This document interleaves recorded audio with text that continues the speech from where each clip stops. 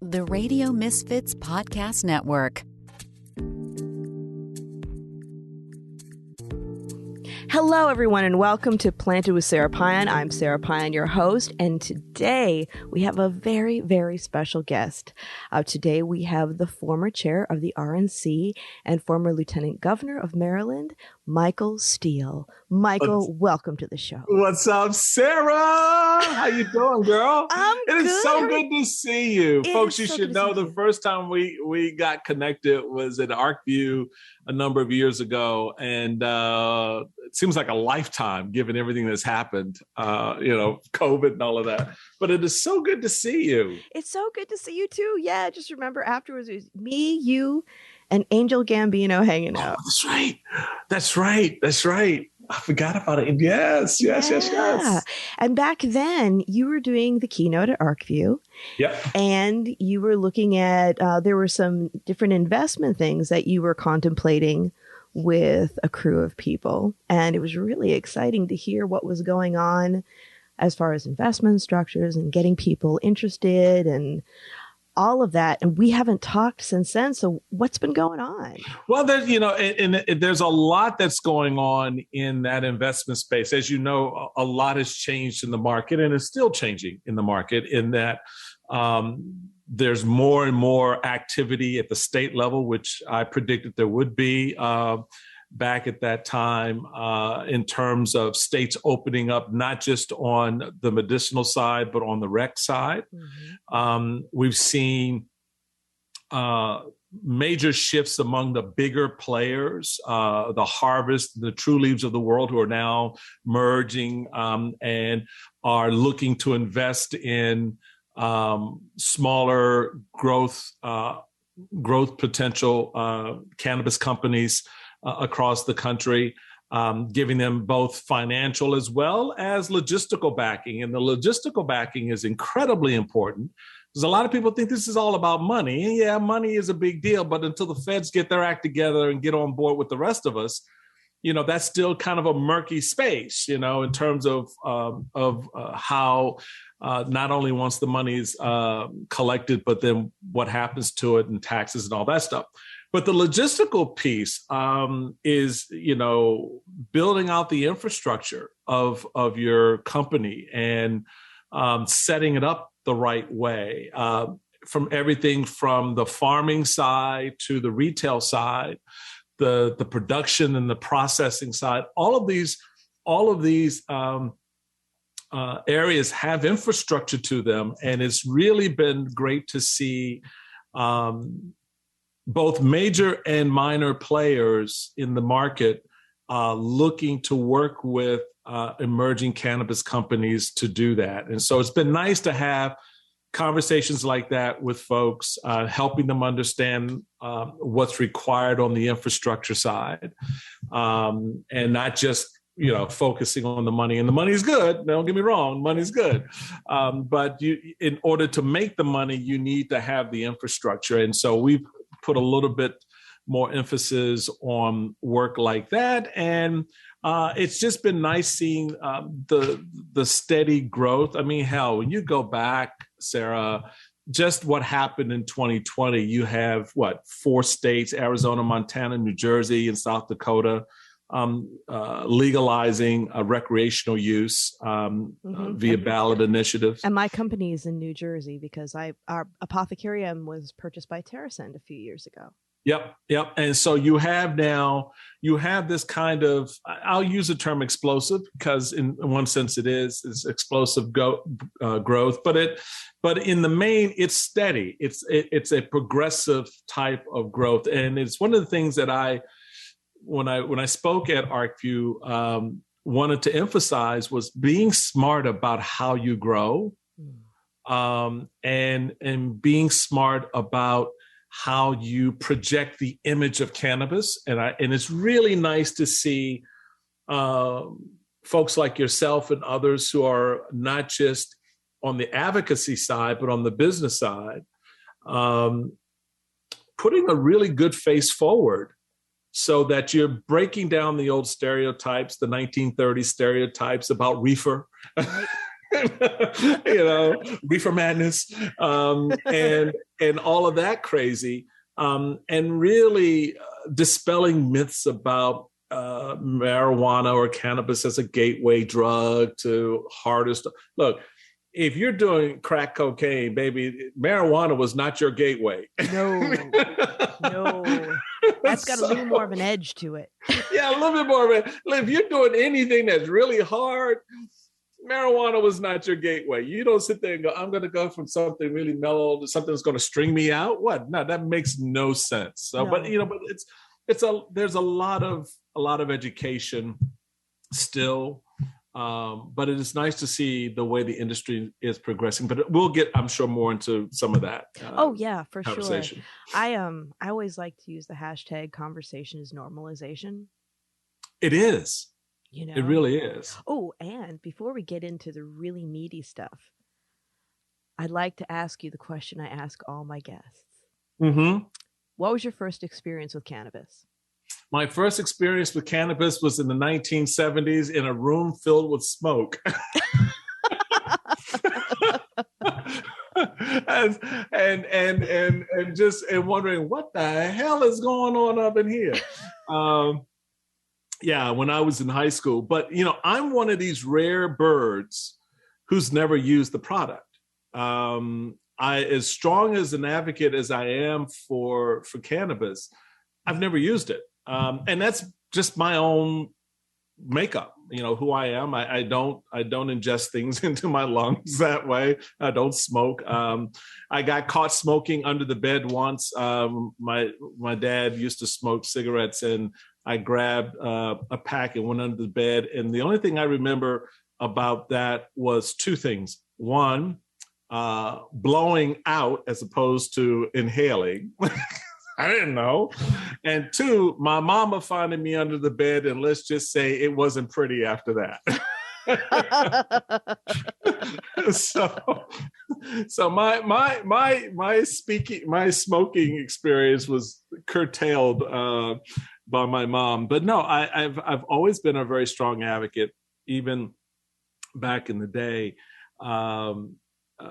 Because I don't know, I've always informed myself and educated myself. To your point, information is a great way to beginning, not just to learn, but then to better understand. And what I saw, certainly from my friends who were largely rec users, was all of the things that you hear about it just was not my experience. Mm-hmm. It was not what I saw and not what I experienced in my friends. In fact, the only thing I had to make sure was that there was enough, stuff in the house for folks to eat. That's the truth. It had an impact on my grocery bill, but that was about it. It wasn't anything that, that went beyond that. I wasn't calling ambulances and having to deal with police officers because most people were too stoned to go outside. So it doesn't, there are a lot of things about cannabis that, people need to be aware of and concerned about, for sure. Absolutely. We kind of laugh a little bit and joke about it, and we don't want to take away from the seriousness of what it is, but it is not a Scheduled A drug, nor should it be. Right. It is something from my experience is exactly where it should be at this point in time, with greater opportunities ahead for folks who use the product, particularly given, Sara, as you know, it's been around since there was dirt on the earth. So it's not like this is something that was made up in a laboratory in China. So, right, no, that's it. They say that we have one of the oldest symbiotic cultivation relationships with cannabis, and they're not even sure if cannabis found us or we found it. Right, exactly. And I think one of the things when we're talking about education, because as you know, I'm an educator, but I was also one of the chairs of the legalization task force for San Francisco for 3 years. And one of the things that I tried to do is especially educating city family and people, the local, state level and government around cannabis, because when we're looking at education, that equals good policy. Right. And right now, when we're looking at sustainability of these businesses, not only do we have to be looking at infrastructure and touching on our experts that are coming from other areas, but we also have to look at the normalization of cannabis, because the overtaxation is impacting sustainability, as we're seeing here in California, because we've looked at major extinction events with these businesses and people. We've even had farmers up in the Emerald Triangle committing suicide because they're losing their businesses over this. And if we stop looking at this as something that's, I feel like in many ways when we've looked at tax structures, it's almost like a sin tax. And granted, taxation is essential, of course. We need to be supporting our infrastructure nationally, Right. But the fact that we're taxed more than any other industry, and we can't make the same claims on our business taxes as other businesses, is a huge impediment. And I'd just like to hear what your thoughts are on that. No, you touch on a very important aspect of the business, as well as the social impact it has on the business owners, and how there are a number of ways to come at this issue. So I'll stay on the taxation side of it, because because your reference to farmers and others who are losing their businesses and taking their lives, and as a consequence of that sort of touches on sort of the social fabric piece as well, which I'd like to talk about a little bit, because that gets into the criminal justice system and the reforms relative to this drug to others. But the tax piece is an interesting jump off, because here, as I look at it, Sara, what I see is two groups initially looking at this plant. One group sitting there going, "Oh hell, we about to get paid, right? Right. We're gonna make some money, right?" And that's the grower, the manufacturer, the whole chain, retail, and even the end user who's now saying, finally, I can go out and get something I like. So that's that. The other group looking at this are saying, "Oh hell, we're about to get paid," and that's state and local governments that want to tax this product. Mm-hmm. And certainly they looked at some of the early numbers coming out of Colorado and places in the West back in the day, and seeing, they just generated $200 million worth of taxes on, and people's just cha-ching, cha-ching. Yeah. And so you have this situation where the business and the governmental entities are clashing with each other. And again, this is where the federal piece, I think, comes in and stabilizes the market. And I'll get to that why in a moment. But the states right now, given that there's this sort of wild, wild west attitude about cannabis, and saying, okay, you can now grow it, produce it, and sell it, and we're just going to tax every portion of that chain, right? And there is no rationale for the number. It's like, okay, we're going to tax 3% here, 7% there, whatever. And so by the time you're done, you're paying this exorbitant tax on this product, which eats into that production chain in such a way that no one's making money. Right. And it's passed on to the consumer, so then we're not selling as much. Exactly. So now the consumers at the other end of that chain looking at buying a product that, by and large, they can't afford, at least not in the context of how they would like to use it. Right. Right. And so that, of course, impacts backward on the retailer, which then impacts backward on the production process down to the grower, because, supply and demand, it's a market force, folks. Oh, it is. It works. And if you create something, a negative impact on demand, it is going to have an impact on the supply. Right. And if you're greedy on the supply side, it's going to have a negative impact on the demand. And I think that's the imbalance that we see in the system right now. So how does this begin to turn itself around is where the feds come in. The feds actually, in an ironic way, in my view, and I'm sure that there'll be some folks who may disagree with that, and that's what this process is going to be about in terms of deciding and debating ultimately where this shakes out. The feds come in, they say, all right, fine, we take this off the Schedule A.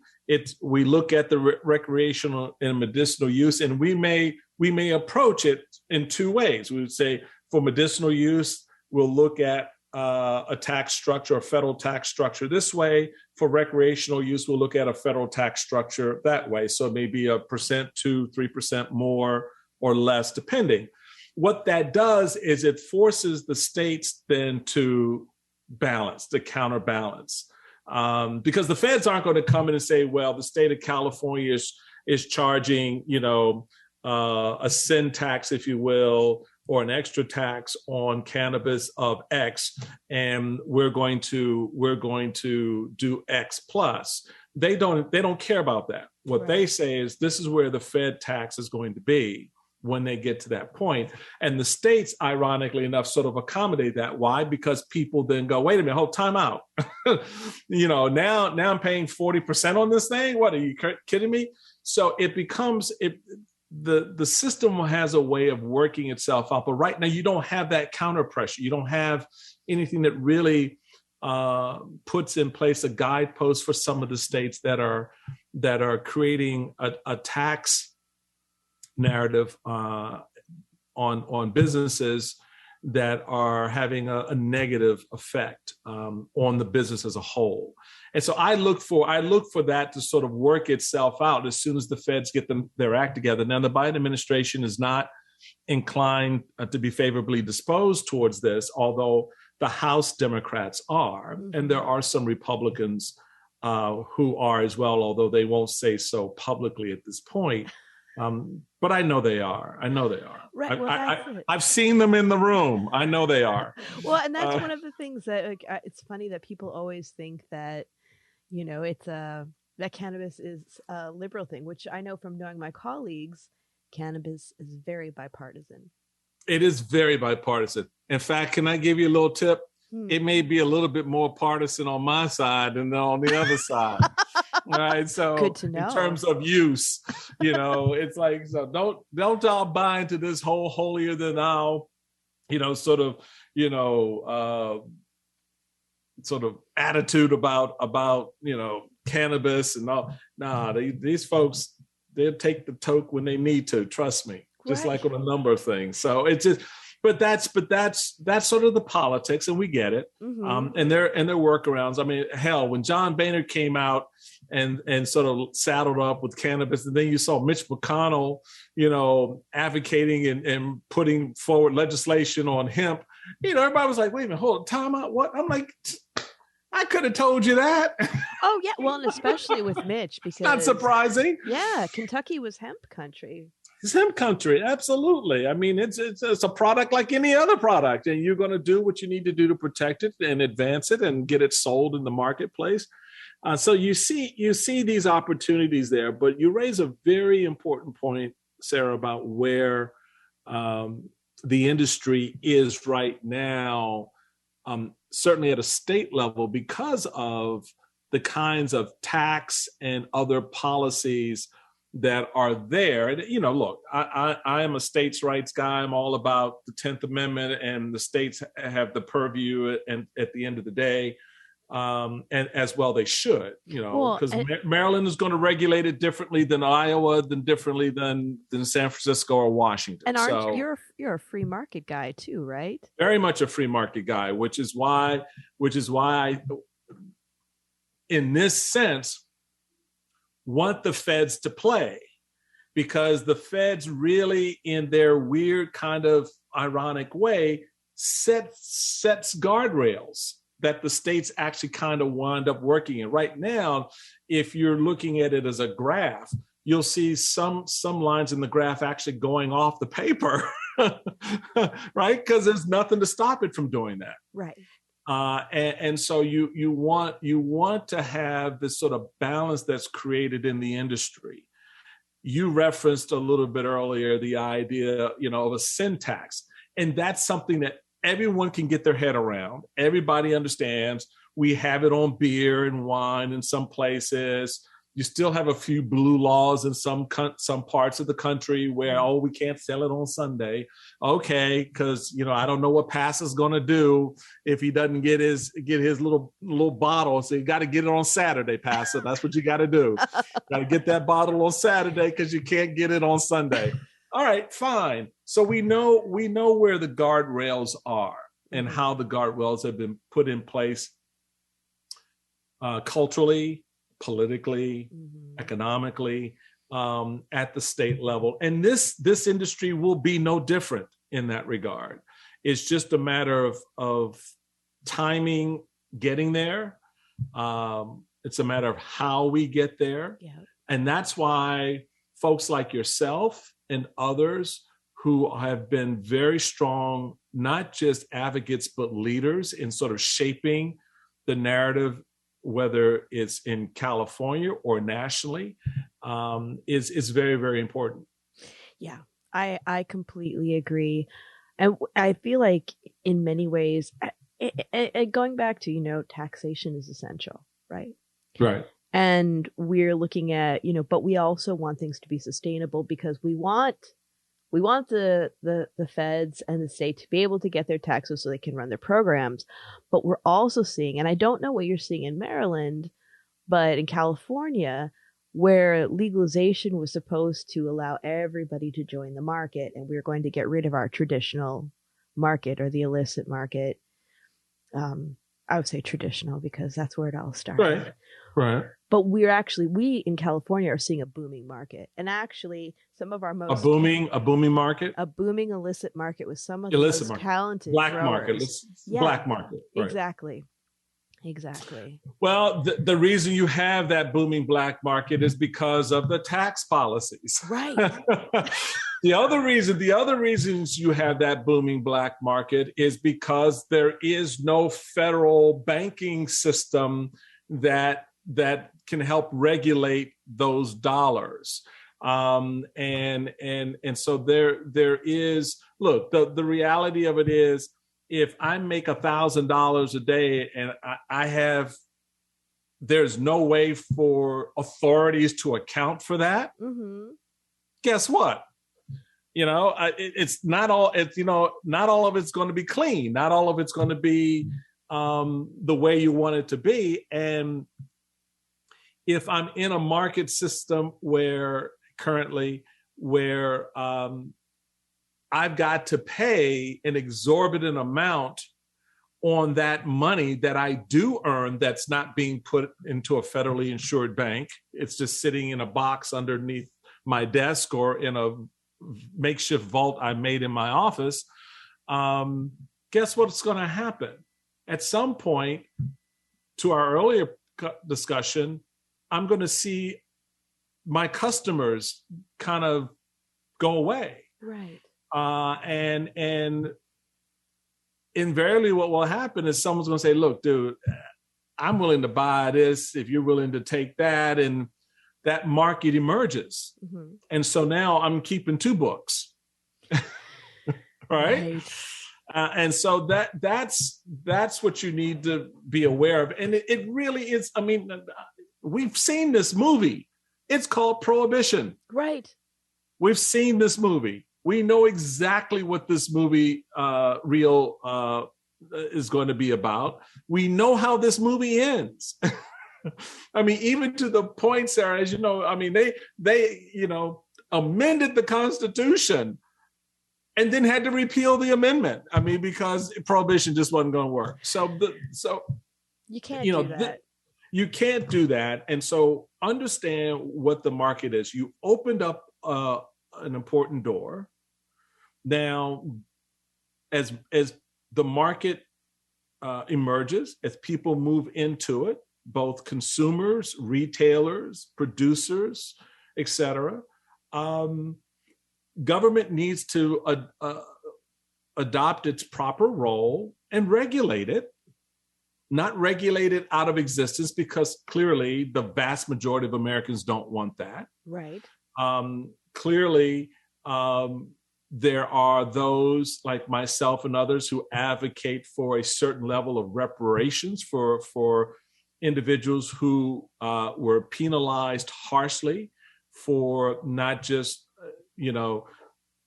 their having marijuana, but their use of marijuana back in the day, who have prison sentences and criminal records because of it. So clearly, the narrative around this product has changed dramatically over the last 20 years. We just need government to catch up with the narrative. Right. And we need those governments that have caught up with the narrative to be a little bit more responsible in how they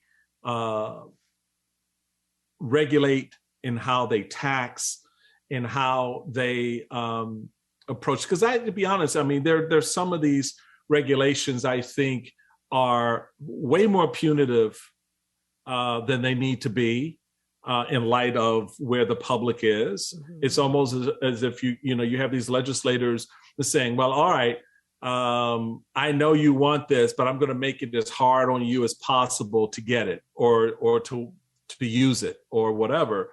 And that's just not, all that again does is create a black market unnecessarily, right, which you don't need. No, you don't. And I, going on to what you're talking about with reparations, what are your thoughts on social equity programs in cannabis? Because we've got a lot of really passionate advocates and activists that have been working to put that together because, we have people who have never worked in cannabis before that are making money in it. And we have people who have spent substantial time in jail for being entrepreneurs, basically. Well, to be honest, I'd like to see all of that open itself up in a way that African-American and Hispanic individuals in particular out of our urban centers who got caught in those traps, who want to move in this space, be allowed to do so.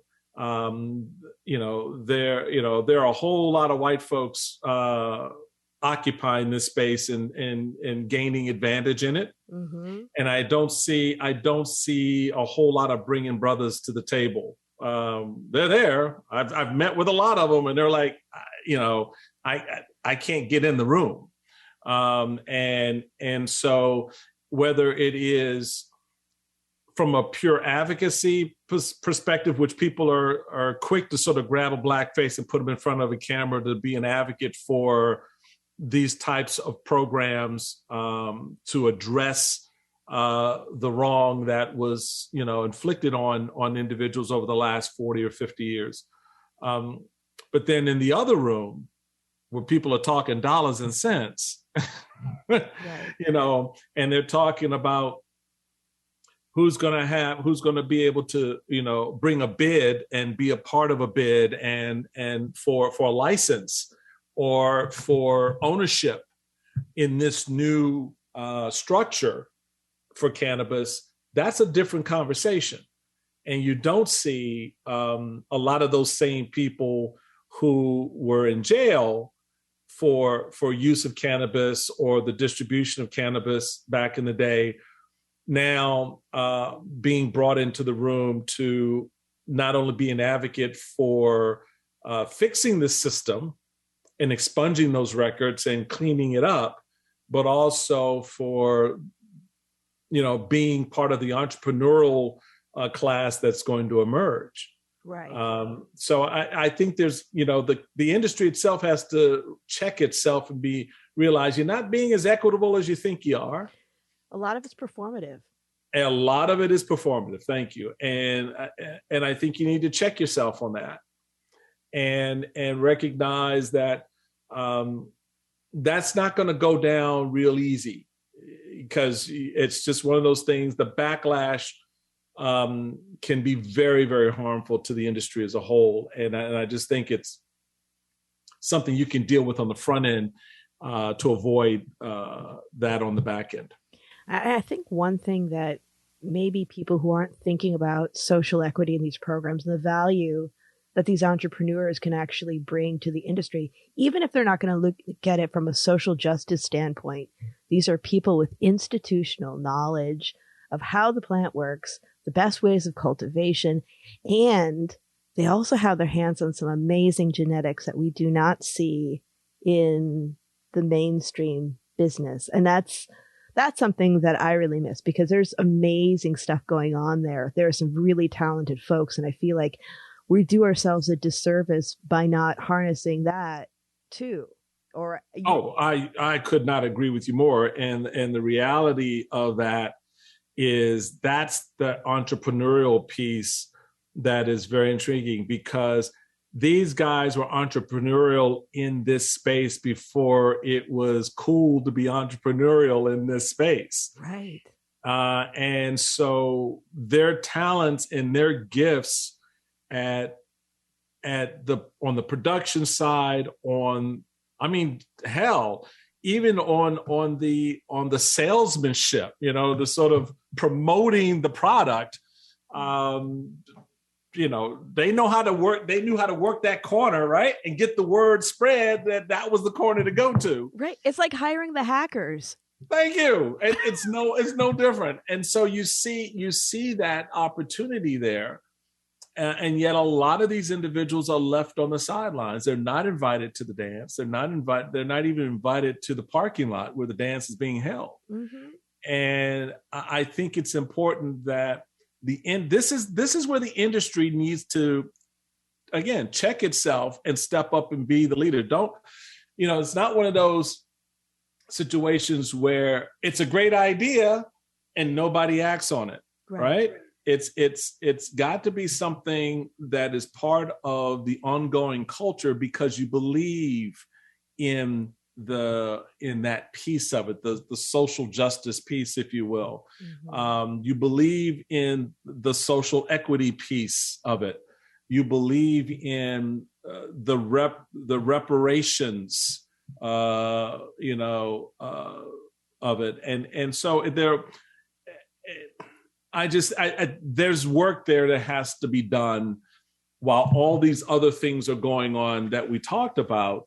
This aspect of it probably is one of the most important things you got to get done on the front end. Yes. Because you can't do that on the back end. And we've seen that already, Sara, in a number of states, including my own, mm-hmm. where Black folk just have been left aside. They're just not included in the conversation. All the licenses get gobbled up by groups of white men, and they may find one brother and say, "Yeah, we want you to come on," but they're not a main player, they're not a main partner, and it's just one, if that. Mm-hmm. But in most cases, there aren't any, and then legislatures have to then backtrack and go, "Oh, okay, well, we got to do, and we'll put another round of legislation in to add more licenses, and we'll designate those for people of color." I'm like, seriously? You couldn't figure that ish out before you got to this point? And that's where the industry has to be its best advocate for that, and to make sure that when the doors are open and the corners are turned in bringing cannabis to the public, that social justice piece, that equity piece, is front and center. It has to be. It has to be. And when you're looking at that, in your opinion, what's the best plan of attack to make sure that we're creating that in the main foundation? Well, I guess there are a number of ways you can approach it. Every community is largely going to be different in one sense, but not so much in this sense. in that you know where the players are, right? You know the leading Black business owners. I mean, because again, you're talking about folks bringing equity into a space to create greater equity on the other side. Right. So that means, established business owners and business leaders. That means certainly advocates in the space, not just on cannabis, but on other things that can help with the social narrative around the drug and the use and all of that. And there are any number of strategies that can be employed. The initial question is, do you want to seek out those strategies and try to apply them to your current situation? The legislature, when the legislature begins initially to move towards the idea of, all right, we want to open up a lane here for medicinal use, or we want to open up a lane now for recreational use, or whatever it happens to be. You've got to have leaders in the community who are part of that conversation. I mean, it just doesn't happen in a vacuum because people have been lobbying for it for some time. Right. So now finally, when legislatures are deciding, okay, yeah, we get it. The polling shows 70% of state X residents want it. We'll do something about it, whether we will do it legislatively or we'll do it through a ballot initiative, but we're now open up the process. That's when the industry in that state, in coordination with leaders from around the country, and certainly counting on the experience of cannabis producers, leaders in other states, can begin to figure out what that strategy should look like. And that's some of what we've been doing here in Maryland. As we're starting to open this up, I've got a meeting next week with the head of the committee that's looking at the cannabis legislation to sort of talk through exactly what that should look like. And awesome. it should have these elements and these pieces. And in your advocacy, Mr. Delegate, we'd like you to know ABC. And ABC is, we want Black ownership. We want female ownership. We want, a social justice piece that acknowledges, those who've been caught up in this system. Records expunged. Go through. We know what it is. Then go through it and make that part of what you put on the table to help the legislators. Not going to criticize that. They're going to be looking for the help. Because they don't want to have to come back a year or 2 years from now after they've gotten their ass chewed off by a bunch of, different groups and voices out there for not getting it right in the first cut. So they're going to look for the help. So be that guiding voice to help them get it right on the front end, to be as inclusive as possible, to recognize those who often fall through the cracks and are not acknowledged, holding others accountable who are not good faith players or who are good faith players, and making sure you set it up right out of the gate. Yeah. When we're looking at setting up policy, one of the things that I've noticed, because I've done a lot of lecturing in states when they're just proposing programs. Right. And I've noticed that policy isn't always based on fact. As a matter of fact, no, it is not. It is not. It seems to be based on state culture, which is extraordinarily strong. And I didn't even realize it till I did a little traveling in the policy world, and stigma. And I've noticed that we tend to see states reinventing the wheel time and time again and not looking at the mistakes that other states have made when they're putting together their policy. Right. What do you think? What advice would you give to policy makers when looking at that? Because I just think one of the things, the biggest disconnects is when I go in as an educator, one of the biggest things I have to tell people is, I'm telling you this to create good policy. Outside of what you might be paying me to travel, I don't have skin in the game. Mm-hmm. But I really Do you think that policymakers understand how important having education from people who may not necessarily who believe in what's going on, but aren't looking to make a profit? Because then we're looking at just, well, I don't know if there's anything such thing as pure advocacy, but you're coming. Well, there is to a certain degree a thing called pure advocacy, because there are groups out there that are not in the business of cannabis. Right.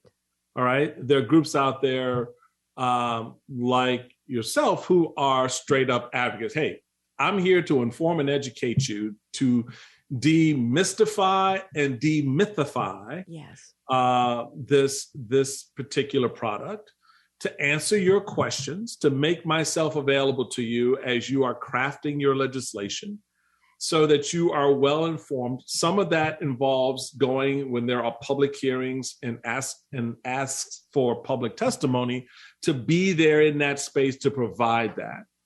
To be in the room, to listen to what others are saying, and then raise your hand and go, okay, so this advocate against cannabis just said A, B, and C. If I could take 2 minutes to tell you where they are wrong. That there is a very important space for that. And there needs to be more of that, because if you have that as part of the entree into this space, then you are less likely to run into the kinds of problems later on that we see creeping up. And it's not just about, oh, you didn't include this group or that group in the legislation or in the bill for getting a license, but you wrote this bill in such a way that the public now is going to have a very different understanding of what this is versus what we know it should be. Right. And so a lot of that has to do with how again, I go back to the industry because I said this at ArcView and I will keep repeating it. This is now a business.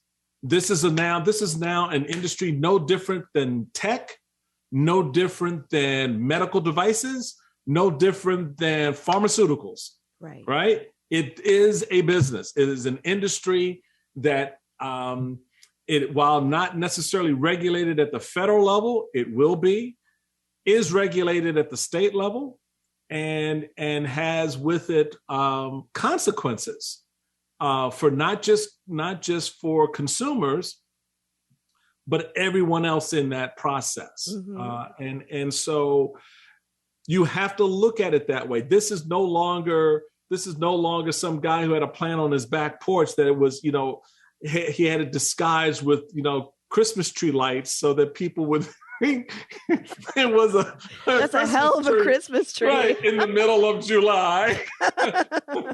But, so we're not there anymore. Right.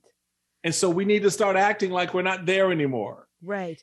And recognize, to your point about how you go out and make the case for the industry as a whole. That's taking responsibility for the industry. That's taking responsibility for all the variables and players inside that industry. Because as I said at ArcView, and I'll repeat again, don't let a national story get out there that a 2-year-old child got a hold of a gummy bear, a cannabis gummy bear, and got sick. You think you think people have a problem with your industry? You wait. Oh, yeah. Because that narrative will take you so far afield of where you are. Because the one thing you have to understand is, everybody seemingly wants this industry to grow and they want to be a part of it, either as producers or users, right? But the moment something negative happens, the moment you have that Tylenol moment, okay, unlike Tylenol, recovery is going to be very, very hard. Very, very hard. Yeah. Because of the attitudes. People didn't have a negative attitude about Tylenol. Right? So they were shocked when it happened. A lot of people have a negative attitude about marijuana. Yeah. And so all they need is that little itty bitty thing that tips it over, in which they can create a nasty national narrative. The 3 N's, right? I like that. I'm going to remember that. The nasty national narrative about the product, and then everybody gonna be like salmon, swimming upstream, and they're gonna be a whole lot of bears just picking you off as you do. Right. And that's also why we have to have the conversations. Like in my industry, nobody wants to talk about the negative. And the fact of the matter is, we have to look at it head on before somebody outside of the industry has that conversation. Like when we're talking about, it's amazing. When I was teaching at San Francisco City College, and somebody was asking about cannabis and addiction. Mm-hmm. And you'll hear a lot of people in the industry say it's not addictive. Well, from a harm reduction standpoint, and this is why I was really grateful to have a fellow professor working with me with a harm reduction background, you can have a bad relationship with anything. Anything. And talking about that is a big part of what's going on. Or the fact that we have people who have cannabis hyperemesis syndrome, though it's rare. There are, like, it was back in 2013, a dear friend of mine was an ER doc in Boulder, and she got a hold of me and she was like, I'm seeing this pattern of young men that smoke a lot of cannabis who are having cyclical vomiting that's only being soothed by hot showers. Have you seen this? And I was like, no, I haven't seen this. And then it started popping up. And we actually have somebody in the cannabis business who's fairly visible who's dealt with that. So she works with cannabis marketing. She still loves cannabis, but she can no longer use it. And people say, oh, she's lying. She's a drama queen. She's looking for more attention. But what she really is doing is she's starting a conversation about something that, though not common, is very real. And we need to talk about it because that could be our Tylenol moment. You're making such an incredibly good point. And I cannot emphasize enough how it's important for people to hear what you're saying. And that is, you've got to take responsibility for all aspects of this product, mm-hmm. and all the effects of this product, known and unknown. And that's what the science is about. The science is there to help folks better understand what this product is and what this product does to the human body and what it doesn't do. Everybody's different. As we like to say in the neighborhood, everybody different, right? Truth. Everybody different. We just are. So your response to it is very different from my response to it. You can have your moment with cannabis and just like, okay, cool. I have a moment, and all of a sudden, like you said, I'm throwing up or I have some other reaction. So we don't know what we don't know yet. And so it's why the marriage of the science with the rest of the industry, and I've been very clear about this, is what I loved about the medicinal piece being the first piece out of the gate, because it's important to establish that as the order of things. That's the science that shows that medicinally it has this impact. It works. It helps people with pain. It helps people with nausea. It helps people with all kinds of things related to other illnesses that they have. Right. That's good. But also the science shows, as you've pointed out, that there can be side effects, if you will, from that for some people. You cannot discount that or sweep it out of the way. It's got to be a part of the conversation because, again, dealing with the product holistically, right? So that the consumer is well aware of what it is they are ingesting. And it is better to do it with science at the tip of the spear, with advocacy reinforcing the science, and with intelligence with how we sell this product to the public and produce it and put it out there so that the consumer is better informed. It is what we've seen in everything from why we should wear seatbelts to why you have, gun lock boxes so kids don't access the gun in the home. All of these precautions in every industry are important to A, protect the consumer first and foremost, correct, but B, to protect the industry. Right. That's it. And, and I also look at it as a call to, like, I remember when we passed legalization in California, and that the next day we had people showing up to dispensaries saying, "Oh, can I come in and purchase now?" And I found that I was looking at legalization as a unique opportunity to re-engage people with civics, because most people don't understand that before something's passed, we don't set the foundation up. It has to be passed first before we do it. So I would jokingly refer to it as Stoner Civics 101. I was like, all right, let's look at this. We don't have anything set up yet. We just passed it. We got the okay to set it up. Here we go. Are you with me? Here we go. And then, when they're talking about, people getting angry and saying cannabis is so expensive and it's the greedy companies and the dispensaries, and this is where I look at them and I go, no, this is called policy. And this is your chance to be active. A lot of these people depend on your votes for their jobs. So let them know, I'm a highly functioning member of society. I contribute, I pay taxes, I use cannabis, and I vote. Right. And that you've just described a significant number of our voters across the country. And it's not, again, it's demythifying the idea of the cannabis user, the cannabis itself, but doing that intelligently with science, with facts. And again, this is a product that when the feds start regulating it, and they will come with a warning label, like a pack of cigarettes, right? But that will be based on the science, not that it causes cancer, but that, tests have shown certain people will have certain reactions, whatever that common thread of reactions happen to be, because not everyone is going to react the same. But we need to be aware of it, and we need to be smart about it. And again, I go back to the earlier points that this is where, again, I use the term, the industry as a whole, comprised of very smart people like yourself, as well as very entrepreneurial and very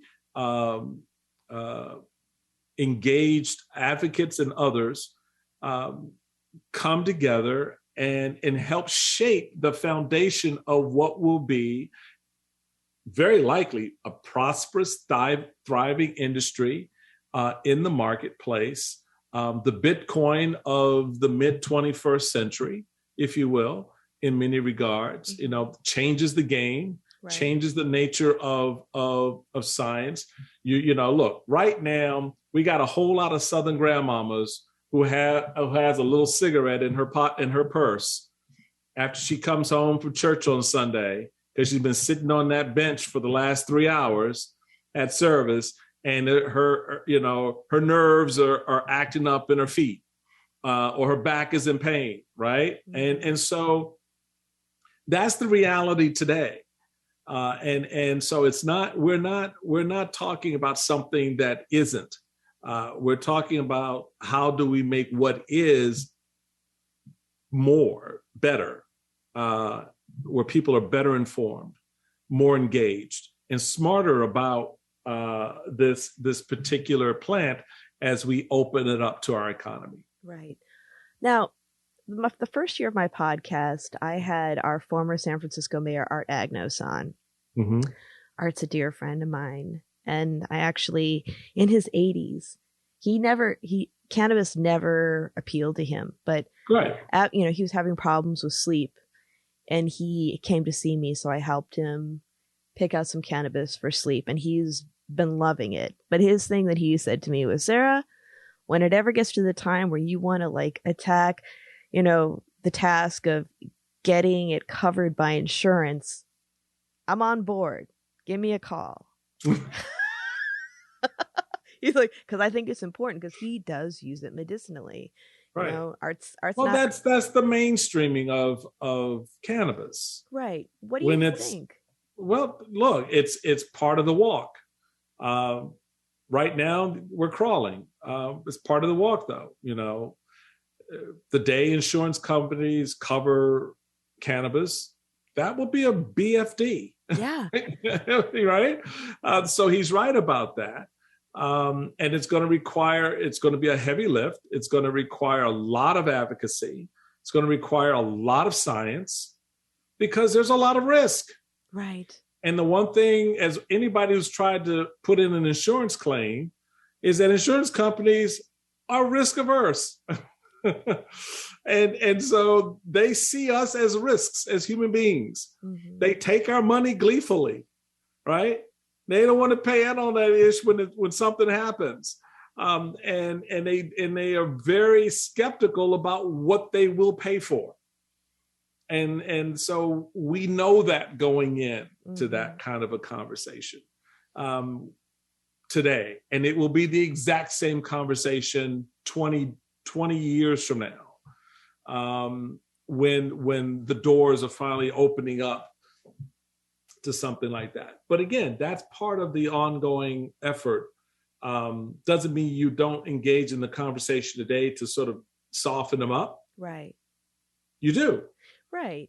You have to do that. They're not going to buy it. I mean, it's just like with the feds. I mean, people are trying to soften the feds up to take cannabis off the Schedule A for how long? They still haven't. But it's part of the process. You got to go through it. You got to keep making the case, making the point, driving it home, and finding, and this is important, allies who will stand with you to make that case with you. Right. Who go through a door that maybe you can't go through. I certainly hope that happens because I know for myself, like, you know, before this, yeah, I worked in nonprofit and civil rights, and I got cancer when I was diagnosed with cancer when I was 37, and I was stage 3 colon cancer. Oh my gosh! So 10 years out. My mom actually did the clinical trials on the chemo regimen I ended up taking, which was like a blessing and a curse at the same time. God bless. That's wonderful. That's good news. Congratulations, 10 years. Thank you. But having that access to cannabis helped me not have to use other pharmaceuticals that would have created, because, you know, when you have... Well, they're toxic to your body. And actually things like opiates and my anti-nausea drugs could cause constipation. And you never think you can die from that until you have stage 3 colon cancer. Oh, yeah. And so I was able to forego that. And so I think, like, if we can have more conversations, not only of the things we need to be aware of, like drug interactions and the rare interactions that certain people have with cannabis, because we don't all tolerate it. It's not a panacea. But also the immense amount of good we can do, not only medicinally, but maybe the way that we look at and structure cannabis and business on a local, state, and federal level can change the way that we actually look at business and how we do business. Yeah, again, and then that's going to be a very important part of that walk that we've been talking about, and how you move through the education, the business, obviously, the sort of legislative pieces, all these various pieces that comprise the emerging cannabis market. Will all contribute to that, and they all contribute to the ultimate narrative about the product, how people perceive it, how people will come to use it. Again, it's going back to what I said before, folks. I've never used the product. I'm not inclined to use the product, but I'm a very strong advocate for it because I've seen in my own family the benefits of its medicinal use. I've educated myself and continue to educate and inform myself on the project, not on the product. I'm not afraid of it. I don't buy the lies about it. And that, you know, a lot of that was my own self-effort. But imagine having, you know, advocates out there who are engaging across the country at all levels with people such as yourself, such as you're doing, that sort of help them become more comfortable with something that they're not familiar with. All of that pays dividends for efforts down the road. So it's an ongoing. There's no doubt about the nature of it is, it's got a reputation, Uh-huh. and some of it's a fun reputation you can laugh with and people get the joke. Others tend to be a little bit more serious when people start, saying, it led to my cousin, jumping off the bridge or something like that. My argument would be, I'm really sorry to hear that, but I suspect there probably was a little bit something else going on there too. And so that's where the sort of decoupling of cannabis from other ills in society that aren't legitimate, right? Aren't legitimately put together, becomes very, very important. So you can see how all of these pieces work. And like I said, the industry is an industry. It's growing. It's got a lot of friends that it didn't have last week, let alone 10 years ago. True. And in I the think past that, 2 years too, with the pandemic. Right. And I think that's something that bodes well for how it moves forward. Now, you were mentioning the effects that it's had on your family's life. And I know that your former brother-in-law is Mike Tyson. Yes, he is. Yes, who's playing hard in the industry, by the way. He's Tyson Ranch. He's got a whole concept there, and from what I can tell, doing very well with it. Yeah, that's awesome. I keep checking out his interviews, and he's been getting into a lot of interesting spaces. He has. And again, he sort of speaks to, what I love about what guys like Mike are doing is, a lot of these guys were in the shadows for years.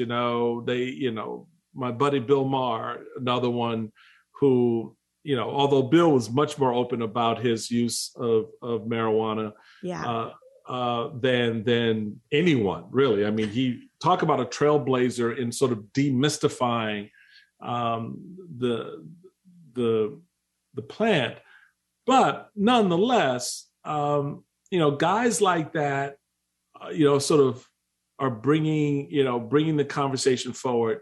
Guys like Mike in particular are bringing sort of ideas and innovation forward, which is rather the creative side of this. Mm-hmm.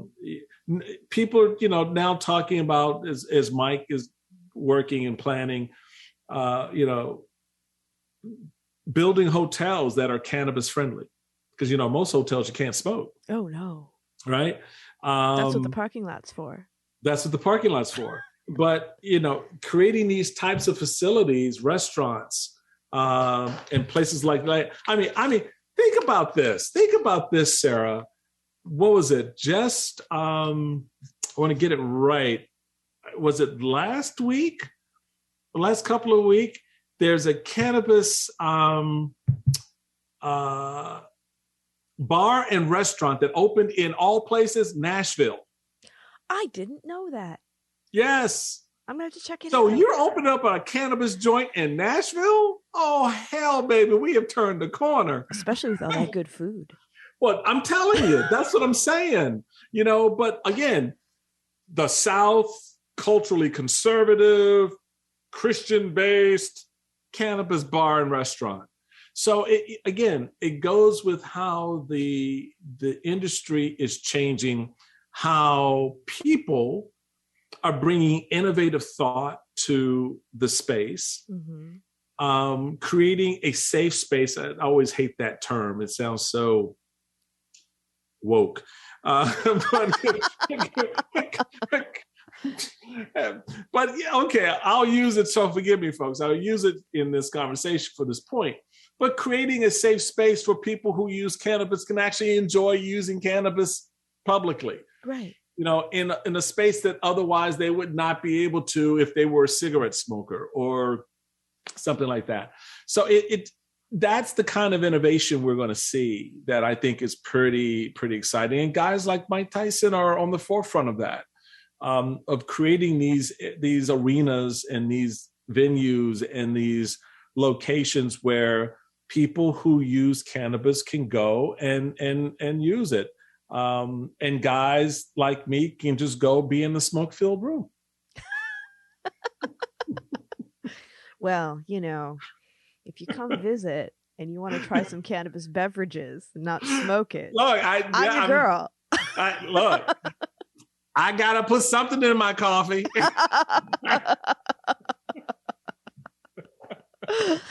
Oh, well, we talked a little bit about the future, but I always like to ask as we're closing out, what are you excited about in the future, and what do you hope to work on in this space? Well, what I'm excited about is the innovation. A lot of what we just talked about, the innovation of not just creating venues and utilizing cannabis, but the innovation in the advocacy that's taking place, what individuals like yourself are doing out here, that, creating a space podcast where this can be talked about. You can be informed. People can scream at the podcast and go, "What the hell?" Or they can applaud it. Getting that reaction to what's going on in the industry and being able to respond to it. So I'm excited about that. I'm excited about promoting and pushing back on efforts to not include those who should be included, and making sure that everyone who wants to play in this space can play freely, and opportunistically and fairly. Yeah. Most importantly. So yeah, there are a number of things that I'm really looking forward to and really excited about. I'm hoping to keep my fingers close to the throttle on the federal legislative piece and working very quietly, because you have to work quietly because that's just the nature of Capitol Hill when it comes to this subject. But there is work going on there. I think people should know that. And there are, despite the current administration's, I don't know if the word is hesitancy or if the words are lack of interest. I would tend to think it's more hesitancy, because I know they're not uninterested in the subject. But I think bringing that level of discourse and conversation into the mix, again, advocacy and information, I think will go a long way, along with those leaders in the House in particular that have already put forward some legislation and are looking to create the impetus behind it. So yeah, those are some of the things that I'm excited about and looking forward to being involved with to the extent that I can. Some exciting stuff. I can't wait to see what happens. And for our listeners who want to follow you or see what you're working on, what are some of the best ways to do that? Sure. You can follow me on Twitter at Michael Steele. You can check out my podcast, the Michael Steele podcast. That was an original thought. I love it. When it came to naming. In fact, so I'm going to return the favor to you. I would love to have you on my podcast. I would love that. To talk about this issue, particularly since you are so firmly grounded in the advocacy space. And so it's great because you wouldn't be, I'm hawking, cannabis today because I'm in the business. So I think it would be very good to help people to understand better. So I'm extending the invitation to you to join me on my podcast, the Michael Steele podcast, so we can continue this conversation and with my audience and the people who follow me. And then check out my website, www.michaelsteelnetwork.com, all one word. And, that's where I hang. I love it. And I would love that because I always enjoy my conversations with you. Yeah, no, same here. Same. It is so good to reconnect and to do a bit more deeper dive one-on-one on this subject. And I think people out there should be excited about where we are. I think people out there, regardless of if you're playing a direct role or indirect role, should be excited about the prospects. And I also, at the same time, note, there's still a lot of work to do. And I think everyone needs to be smart about that work and be prepared to roll up their sleeves and sort of really get their hands dirty in that work, because it's going to require some lifting, particularly as the feds sort of, continue to build their walls around cannabis and not really want to open it up. At least at this point, it will open up, folks. It just will. Yeah. It just will. I mean, 38 states now, if not more, are fully in the game with either medicinal and or recreational use. So the feds are going to be there. And that's going to require, again, more advocacy, information, and science to help them, because they're like that kid in the classroom who just bounces off the walls, and you just sort of say, "Okay, Tommy, sit down. All right, let me help you." Just sit down.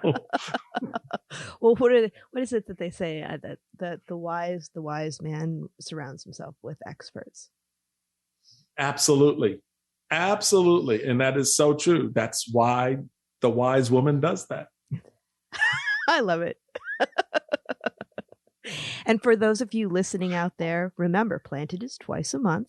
And we are Planted with Sara on Twitter and Instagram, Planted with Sara Pion on Facebook, www.plantedwithsara.com. And we are on our parent network, the Radio Misfits Network, where you can listen to all sorts of other wonderful podcasts. When you listen to the episodes, leave a review, share it with a friend. You can listen to it wherever your favorite podcasts are: Spotify, Pandora, Apple, Amazon, Google, TuneIn, and Stitcher. And until next time, stay curious, and it's a crazy world out there. Be good to one another. Stay safe, folks. And Michael, thanks again. It's been a pleasure. No, it's my pleasure as well, Sara. Thank you so much. And it was great to spend some time with your audience. Oh, thank you so much. Take care, everyone. Bye.